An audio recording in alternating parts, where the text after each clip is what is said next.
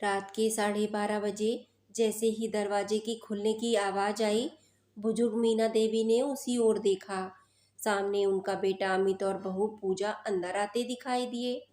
उनकी चाल में थोड़ी लापरवाही और चेहरे पर हल्की सी थकान थी, मानो किसी पार्टी से लौटे हों। ये क्या हुआ है तुम दोनों को? हर रोज रात देर तक पार्टी से लौटते हो। मैं यहाँ सारा दिन घर के काम करती रहती हूँ और तुम्हारे पिताजी को सब्जी और दूध लाना पड़ता है। मैं अब तक चुप रही कि चलो कभी कदार हो जाता है, लेकिन अब तो हद हो गई है। मीना देवी ने थके हुए निराश स्वर में कहा। अमित ने पहले ही अपनी माँ की ओर घूर के देखा, फिर अपनी पत्नी पूजा की तरफ देखा।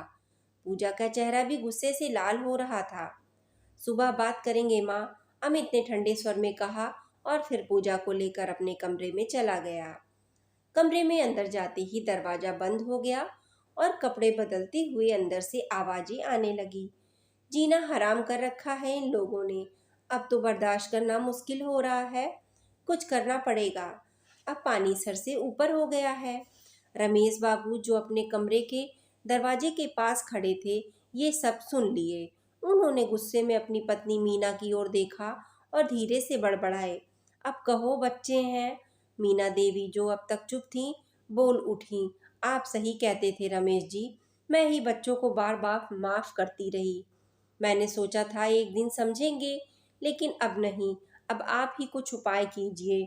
मुझसे अब ये सहन नहीं होता। हर दिन उल्टे सीधे जवाब सुनने पड़ते हैं। आप तो डॉक्टर हैं, क्या इस बीमारी का कोई इलाज है आपके पास? रमेश बाबू ने गहरी सांस लेते हुए कहा। इलाज तो था, लेकिन अब तक तुमने मेरे हाथ बांध रखे थे। खैर, अब और देर नहीं होगी। सुबह इसका इलाज कर दिया जाएगा। बस तुम मेरे फैसले में डटे रहना, अगर सम्मान के साथ अपनी आखिरी सांस लेना चाहती हो। मीना देवी ने रमेश बाबू की बातों पर सहमति से सिर हिलाया। रमेश बाबू कुर्सी पर बैठ गए और सुबह का इंतजार करने लगे। सुबह होते रमेश बाबू ने अमित और पूजा को अपने कमरे में बुलाया। जैसे ही दोनों पहुंचे, रमेश बाबू ने मीना से कहा, वो कोर्ट वाले पेपर ले आओ। कौन से पेपर माँ? अमित ने हैरानी से पूछा। वही, पूजा ने तीखे लहजे में कहा। मुझे जिम जाने दो, देर हो रही है। जो कहना है जल्दी कहिए। बस 2 मिनट की बात है बेटी। रमेश बाबू ने उठकर लॉकर से पेपर निकालते हुए कहा, फिर कुर्सी पर बैठकर चश्मा लगाकर पढ़ने लगे। ये कोर्ट के एग्रीमेंट पेपर है अमित। तुम्हें याद होगा जब तुम्हारे 18वें जन्मदिन पर मैंने तुमको महंगी बाइक मांगी थी, तब मैंने तुमसे ये पेपर साइन करवाए थे और तुमने बिना सोचे समझे सहमति दे दी थी। अमित और पूजा दोनों को अब चिंता होने लगी। पूजा ने अचानक सक्रिय होकर पूछा, इन पेपर में क्या लिखा है? रमेश बाबू ने मुस्कुराते हुए पढ़ना शुरू किया। इसमें लिखा है कि आजीवन अमित को अपने माता पिता की देखभाल पूरे प्यार और सम्मान के साथ करनी होगी, और शादी के बाद उसकी पत्नी को भी। अगर किसी भी परिस्थिति में तुम दोनों अपने इस फर्ज से मुंह मोड़ते हो, तो तुम दोनों को इस संपत्ति पर कोई अधिकार नहीं रहेगा। पूजा का चेहरा सख्त हो गया और अमित चुपचाप खड़ा हो गया।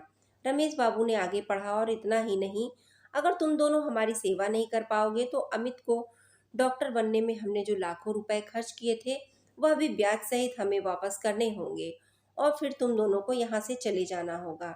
इतना कहकर रमेश बाबू ने पेपर की फोटो कॉपी पूजा के हाथ में थमा दी और बोले, बेटा तुम जिम जाने में देर हो रही है ना, तो जाओ, फिर आराम से पढ़ लेना। पूजा और अमित दोनों के चेहरे में डर की लकीरें साफ दिखाई दे रही थीं। पूजा जो अभी तक तीखे लहजे से बात कर रही थी, धीमे स्वर में बोलने लगी, पापा माँ, हमसे गलती हो गई, कृपया हमें माफ़ कर दीजिए। हम आगे से ध्यान रखेंगे। रमेश बाबू गंभीर स्वर में बोले, जब बीमारी लाइलाज हो जाती है तो उसे काटना ही पड़ता है, लेकिन अगर तुम दोनों अब से जिम्मेदारी का काम करने का वादा करते हो, तो मैं तुम्हें एक और मौका दे सकता हूँ। अमित और पूजा ने तुरंत हाँ कर दी। रमेश बाबू ने कहा, आज से रसोई घर पूजा की जिम्मेदारी और घर का काम अमित के हिस्से।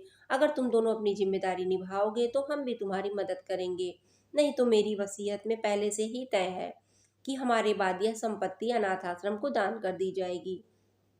नहीं पापा, हम अपनी जिम्मेदारियां निभाएंगे, अमित और पूजा दोनों ने एक साथ कहा।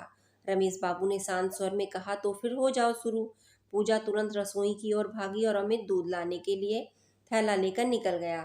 रमेश बाबू और मीना देवी एक दूसरे की ओर देखकर मुस्कुराए। आखिर उन्हें अपने परिवार की बीमारी का सही इलाज जो मिल गया था। दोस्तों, अभी छोटी सी कहानी आपको कैसी लगी, कमेंट में अपनी राय जरूर शेयर करें। अगर कहानी पसंद आई हो तो चैनल को सब्सक्राइब कर लें, जिससे आने वाली सभी नोटिफिकेशन आपको मिल सके। धन्यवाद।